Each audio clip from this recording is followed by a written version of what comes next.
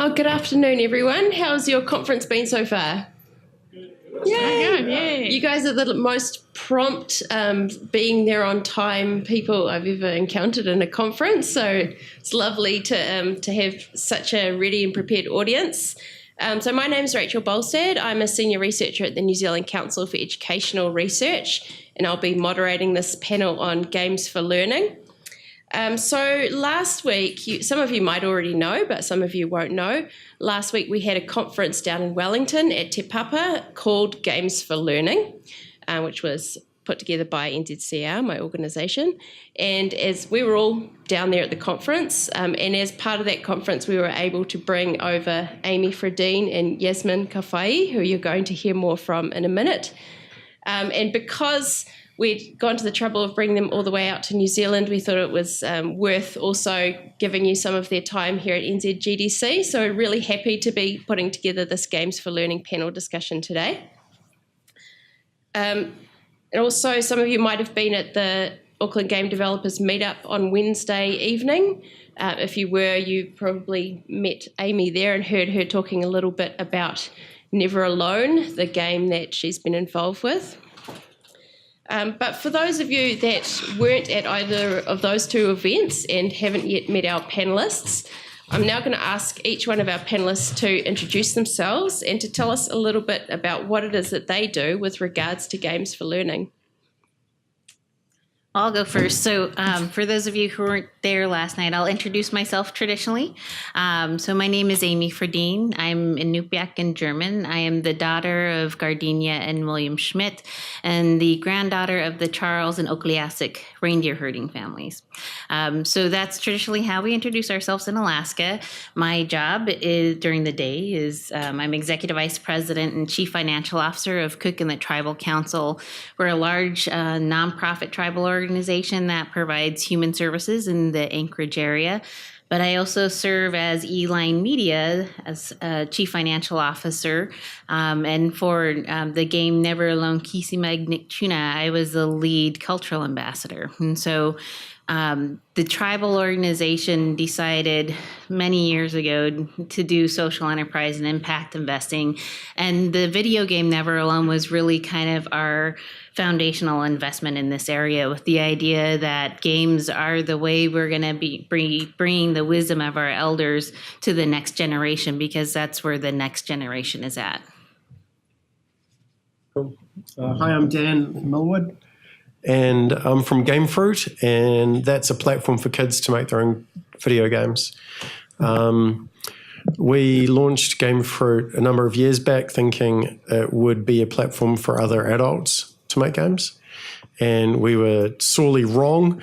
Thousands of kids and teachers were using our platform, and so my journey has been around adjusting and responding to that, and working with teachers and trying to connect what we do with the curriculum. That's the context on which I'm going to be talking about, I think, today. Hi, my name is Yasmin Kafai. I'm from the United States, University of Pennsylvania in Philadelphia, where I'm a professor at a graduate school of education. And about 25, 30 years ago, I had this crazy idea that kids couldn't just play video games, but actually program them. And you have to remember that was a very bold proposition when kids didn't have computers at home. I was working at the MIT Media Lab at the time. And so I started the first project of kids actually programming their own game for learning coding, for learning about academics, art, advertisement, and everything. And since then, I have been an advocate for having kids make their own game rather than play them.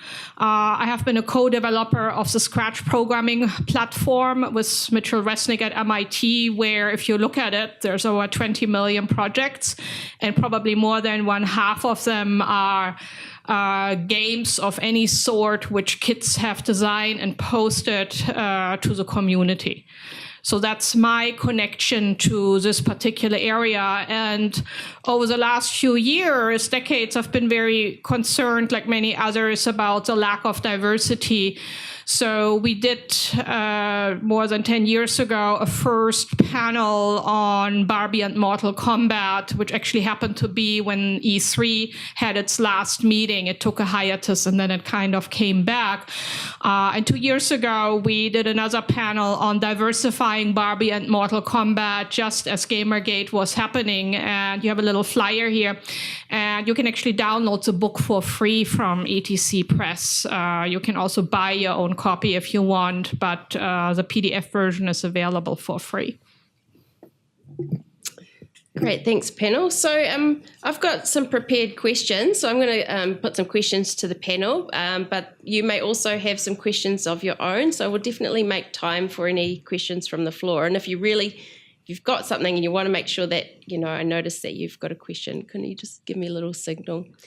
So my first question is for Yasmin. So Yasmin, you've done a lot of research on games for learning, and coming from the education space, I know that there's often a lot of misunderstanding or confusion around where games might contribute to learning, and people often ask, well, what's the research say about games and learning? And in your work, you talk about the difference between instructionist and constructionist gaming.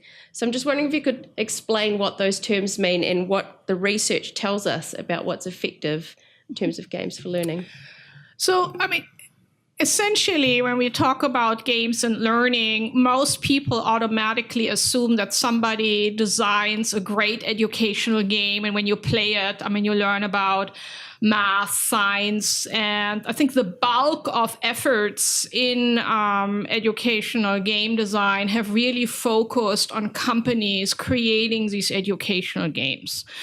Over 15 years ago, Jim Paul G wrote a book, what playing video games can teach us about learning and literacy. And I think it provided a really compelling argument that when kids play games, they actually become engaged in many interesting aspects which we value in gaming. I think all of us who are educators or parents really wish some of the motivating energy which kids display for playing games could be harnessed for other purposes. And so, and there's quite a body of research out there which shows that when kids play games, they're engaged in complex problem solving and collaboration, in learning about content. All of this can be engineered.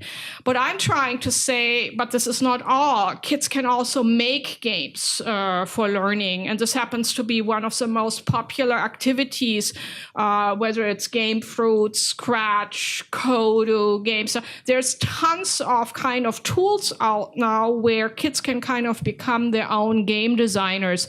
And just this year, another book came out, Connected Gaming, where I kind of said when the first game design project had happened in 91 in Boston, sponsored by the MIT Media Lab, I went back and said, what do we actually know, not just from this one project? And I went and did a kind of survey and found about, hundreds of studies, but I looked at 55, 9,000 kids were involved worldwide.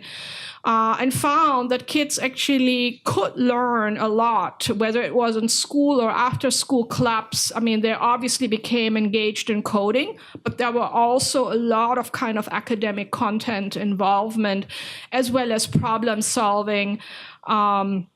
Engaged. And so I think when we look at kind of the educational game design space, we want to look both at kind of opportunities to make great games for playing, because you bring, as developers and designer, a special expertise to the table. But then we also want to look at tool and environment design where kids can kind of become their own game designers rather than to see them separate. And in connected gaming, I was looking at the success of Minecraft, which is one of those sandbox platforms where you actually both play and make together. And for me, this is kind of the future. We shouldn't create kind of dividing lines between whether you construct or design, or whether you instruct and create an educational games, we should look at those as two sides of the same coin, where learning can happen in very productive ways. So what can the games industry do? What responsibilities or opportunities are there, do you think, for the games industry to support more learning with games or learning through game design? Well, I hate these kind of either or, but if you are, for instance, design an educational game, think about the extension where people can mod things. Modding, I think, is a great opportunity to become involved in game design and connect to an existing game community. Think about providing forums where people can kind of discuss their experiences in the gameplay or connect. And likewise, if you're interested in kind of designing tools, there are plenty of examples where you can think about end user tools and provide kind of the content and other places so that kids actually become game designers. And these can be very customized. Scratch, for instance, is a general purpose programming platform which was designed to facilitate media manipulation. But you can think about special instances for particular kind of games where you create content, both the graphics as well as tools. And then also think about kind of the community behind it, because I think the one thing we learned both in looking at game playing and game making, it's not just the game or the tool, it's the community, which is really important. Kids not only love to play and make, they also love to share and celebrate with each other what they have created. Amy or Dan, do you have anything you want to add to that question? So questions, what do you think the games industry can do to support learning through games? I think the games industry can bring a certain level of polish to the party that, Scratch communities perhaps don't have access to. Like, I wrote a list of what is making a game, and I copied it from your book. Okay. So it's sort of like analysis, research, creating algorithms, procedures and structures, like grokking a subject, like fully, totally understanding that subject before you can possibly begin to think about making a game on that subject. It's the production side of making games. It's art and music and storytelling and UI and UX design and testing and ideation and collaboration. And there's a lot of stuff that we probably take for granted in the games industry that a lot of educators just aren't aware of. And but kids are totally capable of doing it. We run an after-school program at Te Papa, and we've got 9-year-olds making games and going through what I would call a fairly standard game design process. And it's, for me, it's the why I get up. It's the being able to hand over that knowledge to the younger generation is really quite is a neat gift. But I really believe in the benefits of what I'm doing as well. And I think that, we're the right people to be handing over some of that knowledge. That brings me to another question for you, Dan. It seems like education was not where you set out to be, yet it's where you've ended up. So I'm just wondering if you want to share what have been some of your biggest learnings or possibly some of the biggest challenges that you faced in your pivot from kind of being more firmly in the commercial games development industry to working to support games in education. There's so much I didn't know. So our users were kids and teachers. And I went to a conference in New York a couple of years ago called Games for Change with Rachel, and we went to like a edu meetup, and there's this teacher who now lives in Wellington, actually. She said, you know what the problem is with all you tech companies? You invest like hundreds of thousands of dollars in this technology, but you never create the content or the sorts of content that we as teachers need to use it in our classrooms. And for me, it was sort of at that point the penny really dropped. It was more than just creating the platform and they will come. I needed to really start engaging with my audience at a whole different level. And like games and learning is really a collaboration between game designers and developers and teachers, educators and students. And I can't do a good job without them on my team, so to speak, and vice versa. So I've seen lots of really crappy learning games made by teachers. And, I totally take my hat off to those people. For anyone to make a game is an awesome thing to achieve and do. But I also, part of my soul bleeds a little bit. And I'm like going, it looks so bad. Why didn't you just collaborate with this person down the road who's a game designer?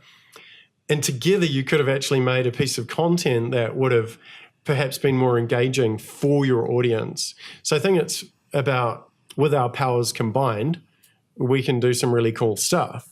But we need each other. Hopefully that answers that question. Well, on the subject of collaboration, I have a question about that, and I think we'll start with Amy. So collaboration between game developers and others, is this important? And can you talk a little bit about the collaborations that you've been involved with? Well, I first just want to echo what Dan said is we had no idea what we were doing when we first embarked on the Never Alone journey. And it's very much the same thing, just like Dan needed to be connected with the educators and the educators needed to be connected with the developers. It's the same thing with what we were doing with Never Alone is that type of collaboration just cannot be at the surface. It needs to be deep to make it meaningful. Never Alone, we designed as a consumer game.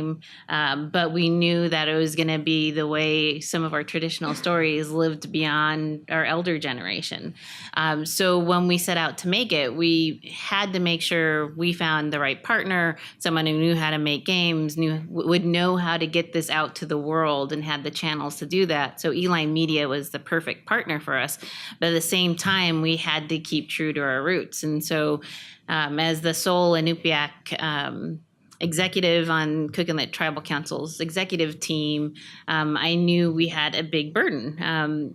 I carry the wisdom of all the generations before me in me, but I don't represent all the perspectives. So in order to truly collaborate between the design team, it couldn't just be me or it couldn't just be our Inupiaq writer that was embedded in the Eline team. It had to be an entire community.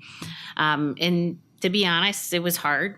And it slowed the process down. But the end result was something that was more authentic, more properly represented the stories and the values that came with that story. And I think without that type of collaboration, you're not going to get the type of game that really extends learning. And whether it's for a consumer game like Never Alone or an educational-based game, you need to have that deep collaboration outside the design community. Yeah, I also actually collaborate with small companies. So a company Numedon in California who runs the oldest virtual world for tweens. And so I spend a lot of time hanging out with 12-year-olds, which is kind of very interesting. And what we do with them, we actually run like virtual epidemics. I mean, we do this as a way to give kids an experience on what it's like to be in an epidemic and see where there are educational opportunity. So I collaborate with this company because I don't have the resources and time and energy to build up and also manage a community of more than 2 or 3 million users. So we hire them essentially to collect data for us for the interventions we design.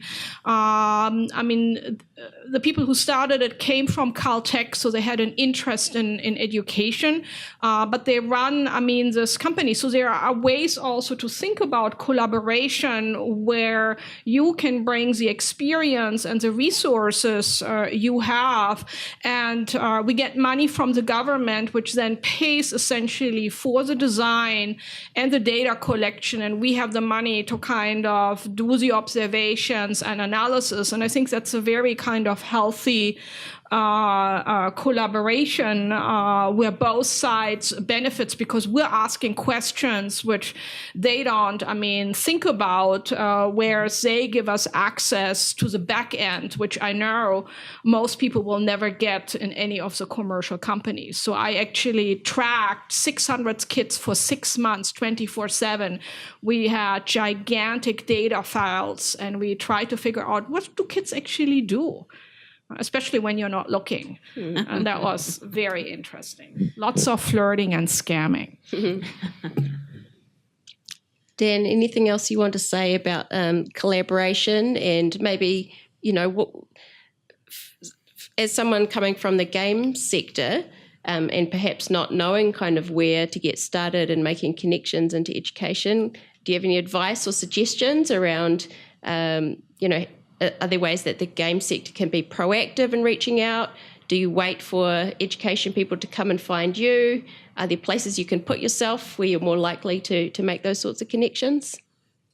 Yes, I spend more time with EdTech, well, not even EdTech, but like teacher communities these days than I do with the games industry meetups. It's kind of sad on some levels, but also really rewarding on others. I find teachers really awesome people, and also really good game designers. So that's really stimulating for me. What I was saying about like a maths teacher creating a really crappy, visually not as rich as it possibly could be computer game without us, because we're amazing.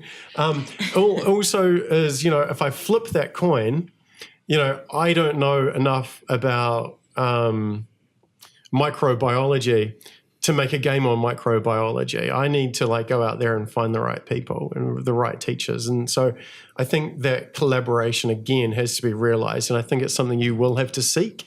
We don't have teachers lining up on the door saying, hey, we've got another idea for a great activity.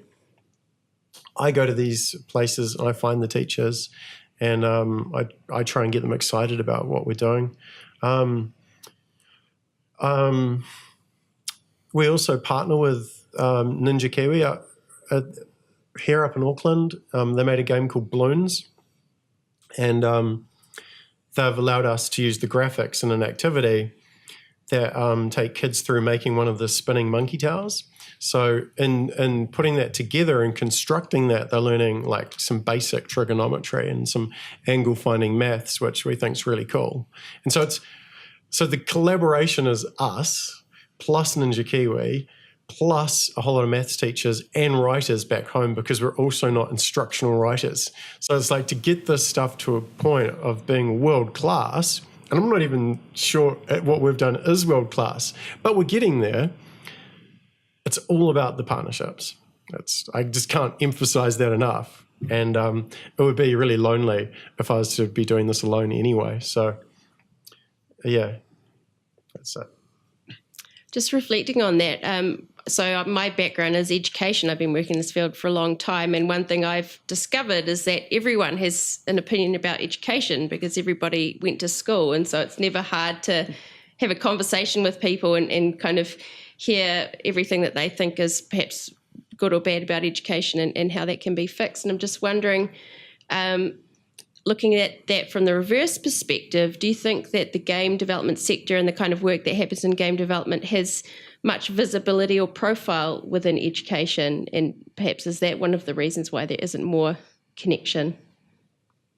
I think there's a negative stigma around games that we need to break that down and not just pretend it's not there, and be proactive and have that conversation with our kids, with other teachers and stakeholders. The affordances of games have been shadowed by the negative stigma, and it's a shame. And because of that, I've found it really difficult to break into the sector, as you will. If you don't learn from my mistakes and the mistakes of others, it's tricky and not easy. But I think if you tackle it, if you learn the language of the educators, that's probably one of the barriers you can you can break down quite easily. But if you go in there as a gamer and you're talking about games, they might not get it. But if you go in there and you're talking about learning and education and their subject matters, they're probably going to be more responsive and welcoming. But, school is one area. It's only like 5 or 6 hours per day. There are many more hours in the day. So after school, out of school is another great area where there is a lot of activity and opportunity, which is also probably much less constrained than what happens within a school day. And so, I work a lot in schools, but I also work a lot in after-school places with science museums, public libraries.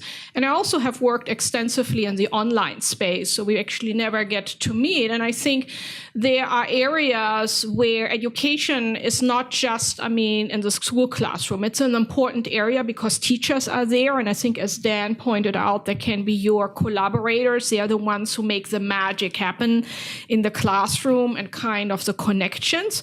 But out of school is an equally valid and important area because that's, there's as much time kids spend in school as well as outside.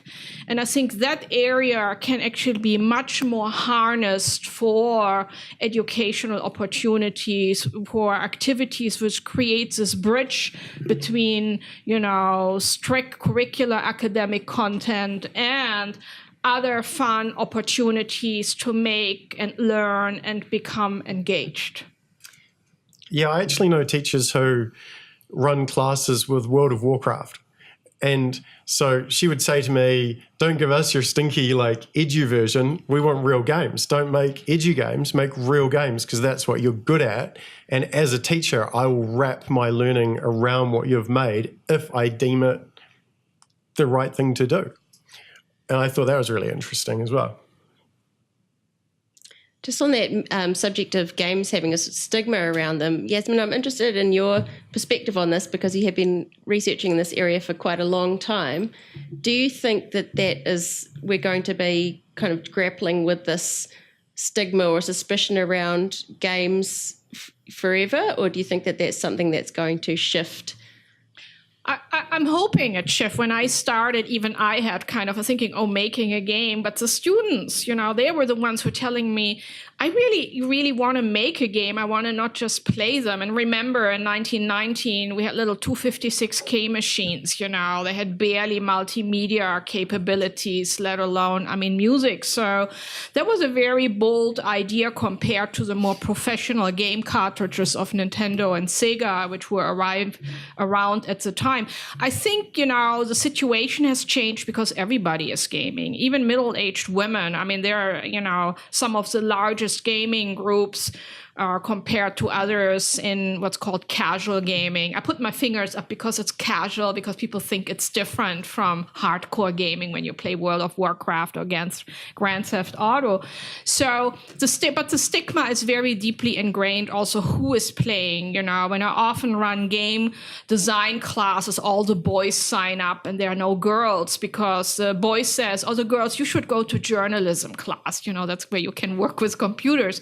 So we have very deeply ingrained resistance to think about gaming as something substantial. But, the reality is it's a bigger industry now than movies. Secondly, everybody is gaming, from second-year, 2-year-olds who mess around with their iPads, to older people who have communities. And I think over time, this conversation will actually shift because everybody is part of a gaming community. It's not just the boys in the basement who are doing it. And that is a stereotype as well. There's a school back home, Newlands Intermediate, and they've got a curiosity club. And it has, one of the kind of, rules around the club is that there has to be an equal amount of boys and girls. And what they find is that it's creating an environment where the boys have to go out and lobby the girls and actively bring them into the club so that they can be part of the club. So creating environments like that is also another, possible way to go about this in your own sort of school or after-school club.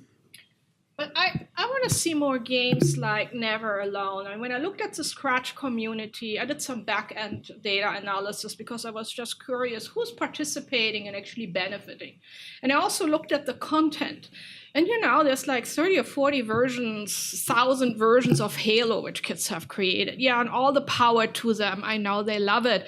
But there needs to be other stuff. And I think, this is where you as a community come in also in providing new ideas. 25 years ago, before Barbie Fashion Designer came out, I know it's a very contested, but I think was actually a fantastic package. Remember, 25 years ago, 1996, Barbie Fashion Designer was the first piece of software. It was the most successful package sold at the Christmas season, and girls were playing it, which people thought was not possible. So, and people thought literally before when I went around and said, kids are interested in making games and doing things, girls would never be there.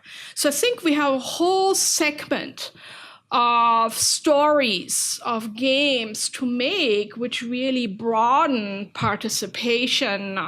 They make connection to community culture. They offer us opportunities to go inside classrooms as well as outside, which a market which hasn't been tapped into. And I'll let Amy say more about this, what they're planning.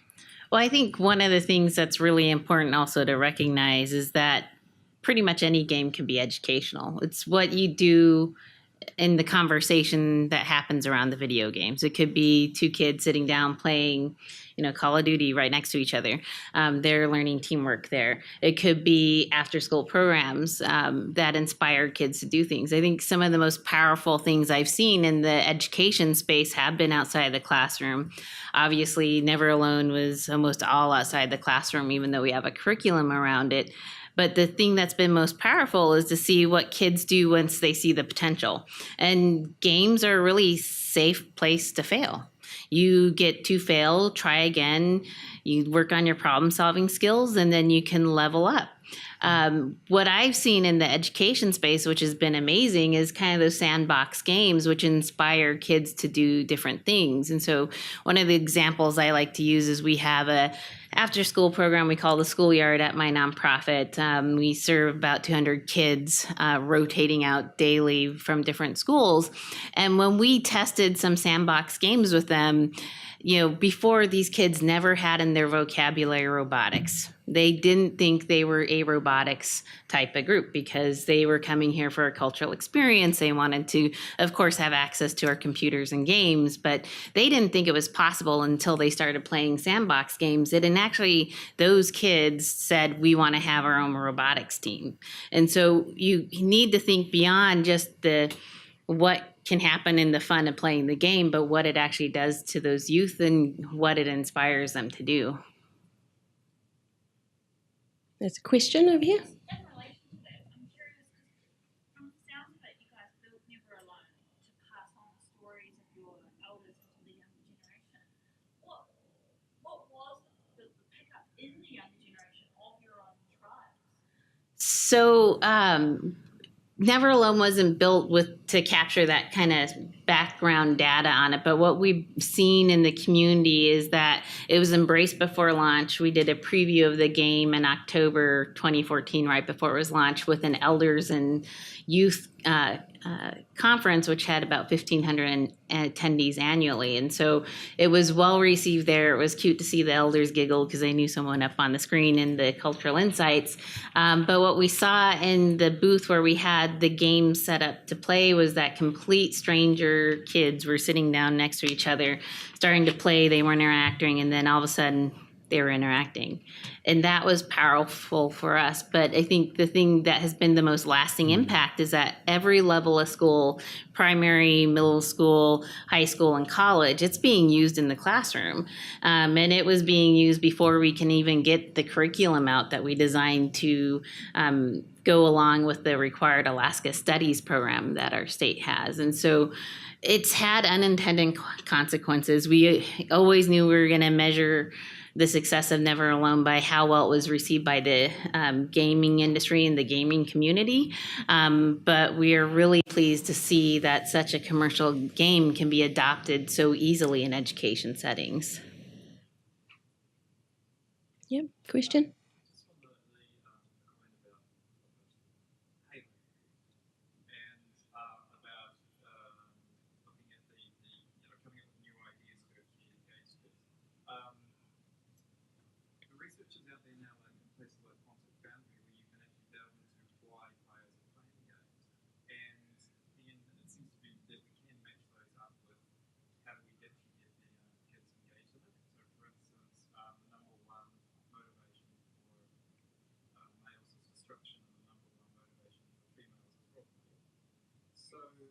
I was wondering, like, how do you feel about, is it worth us actually delving into gamer profiles to see how we can actually properly engage kids?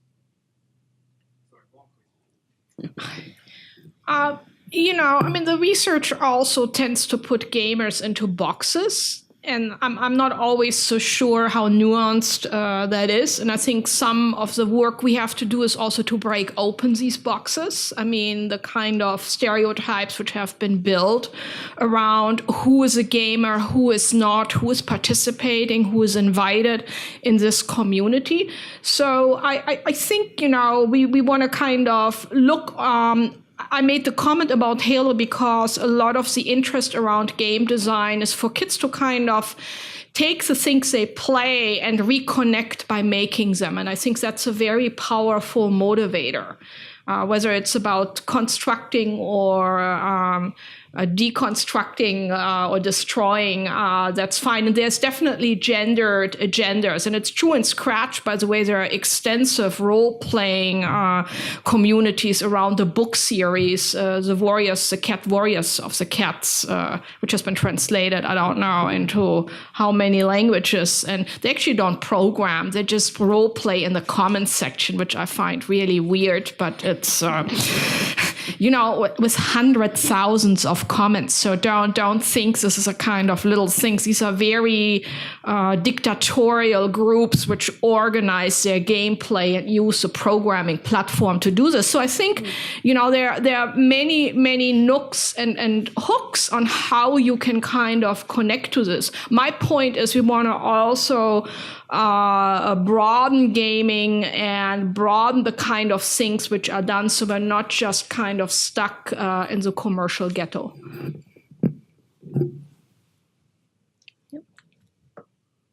Be interested in hearing a little bit more about kind of the stigmas that you're talking about, both in terms of gaming, but also in terms of educational games, because I feel like there's stigmas going back that they're not as fun and potentially as worthwhile in some cases. Would you be able to talk about bridging kind of that gap between educational and the non-traditional games? I'll take a stab and then I'll hand it over to Dan because I think he has experience with this as well. I think, just from what I've heard from students who are in our in-school programs or in our after-school programs with my tribal nonprofit is that sometimes the educational games feel like we're hitting them over the head with information, forcing the information into a platform they love, but then it becomes less enjoyable for them. And so for us to see kids really want to do it, letting it be student-led is kind of key, and sometimes education games can be more information-led. Yeah, the term chocolate-coated broccoli comes to mind. And, as a game designer, and as I'm sure a lot of you know, like creating a good game on any subject is really hard. So I think there's been lots of examples of not greatly executed educational games. And like for me, Civilization, growing up playing that, I learned geography, Come in San Diego, all these games that my generation loved. They had learning inherently in them, not intentionally, maybe intentionally, I don't know. But certainly that was like beside the actual gameplay Yeah, and I think the space is actually quite young too.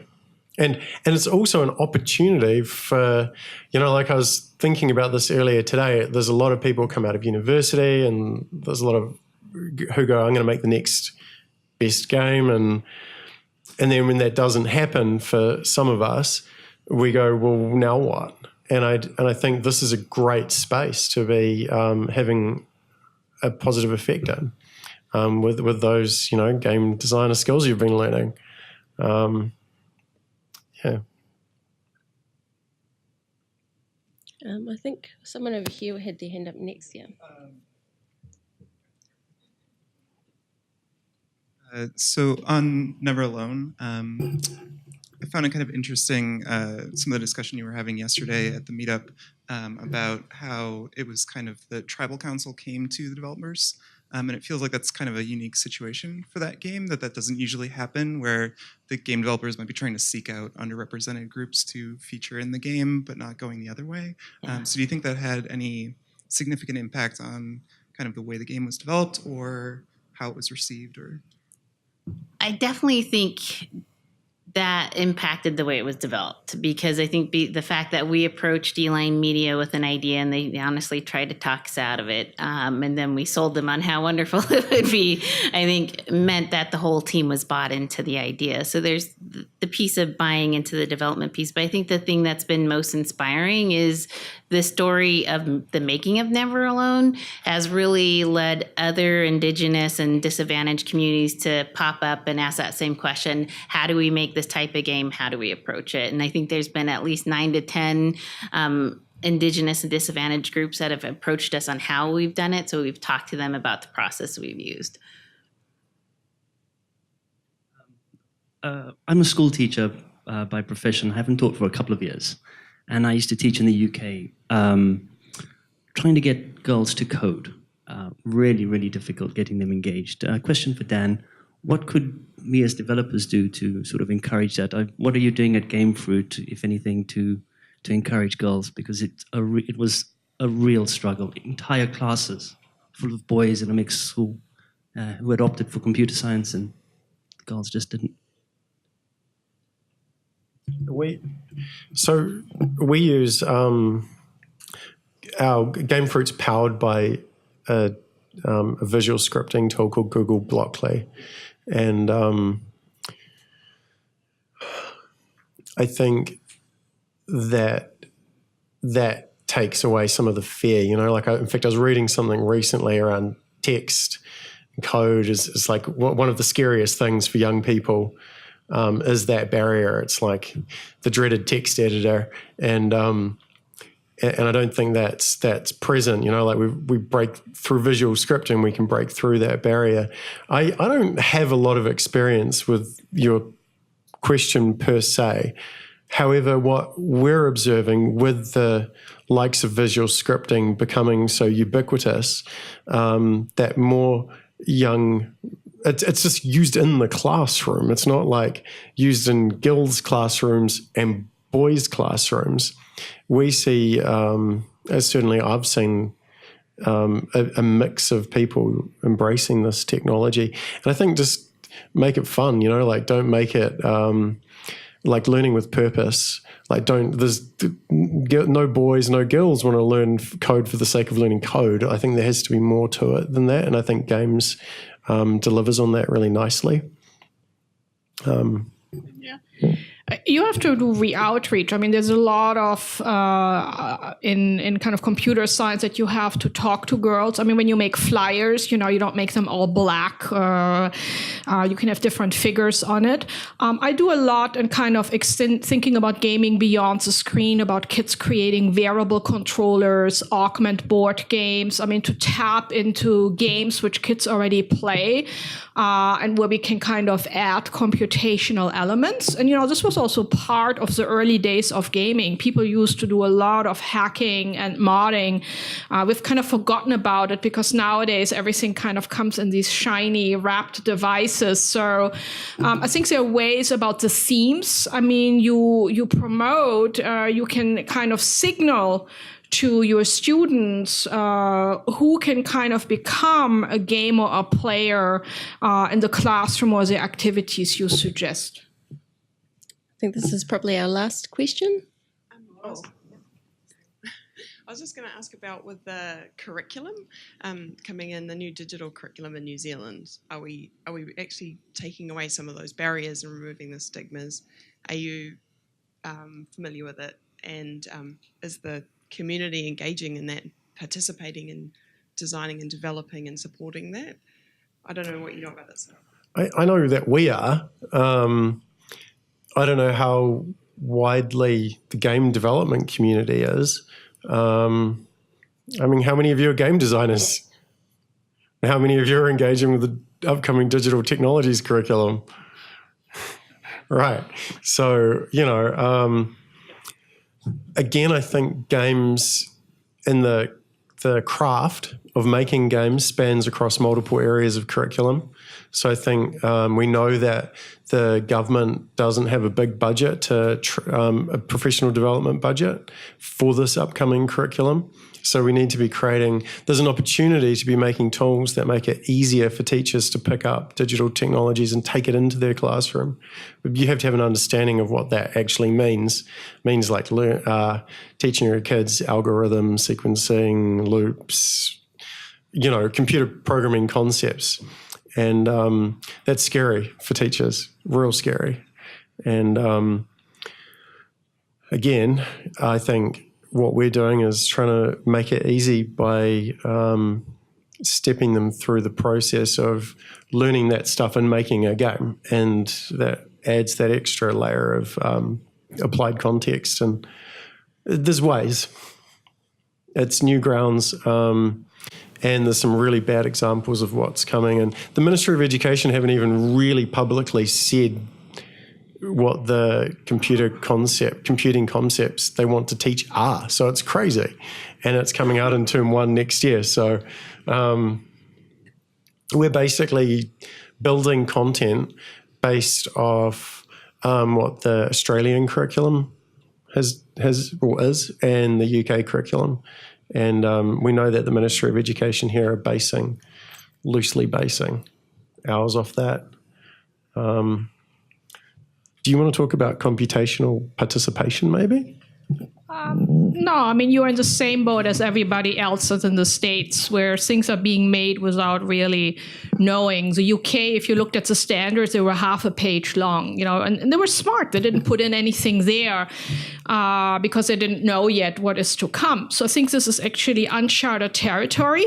And I think also a great opportunity, because I think game design has both kind of the computational but also the artistic elements. And when I think about computation, I not just think about the technology, I think also about the aesthetic part. So, and there's a great kind of marriage on where you can think about collaborations with education for tool design, for environments, for new kind of games where educators can create extensions. So this doesn't need to be a closed box. And I just can't help share a little tidbit of info. What's happening in the United States on Tuesday, there will be a really big announcement for digital literacy, computer science education, where code.org is going to start a campaign to bid $1 billion together with Ivanka Trump. I mean, I can't actually believe I'm saying that. But so this is a bipartisan or popular topic right now. And I think it's for us to kind of claim and broaden the territory, and for gamers not to be kind of outside, whether it's you want to kind of make tools to extend games, whether you'd want to design new games so that all the stories are told and being heard. So we've actually run out of time, unfortunately, which feels like a shame. So I just want to thank you, panel. It feels like we could have continued on for a whole nother session, and perhaps we'll linger around a little bit, or maybe outside for those that wanted to come and ask a question. Thank you all for coming, and thank you.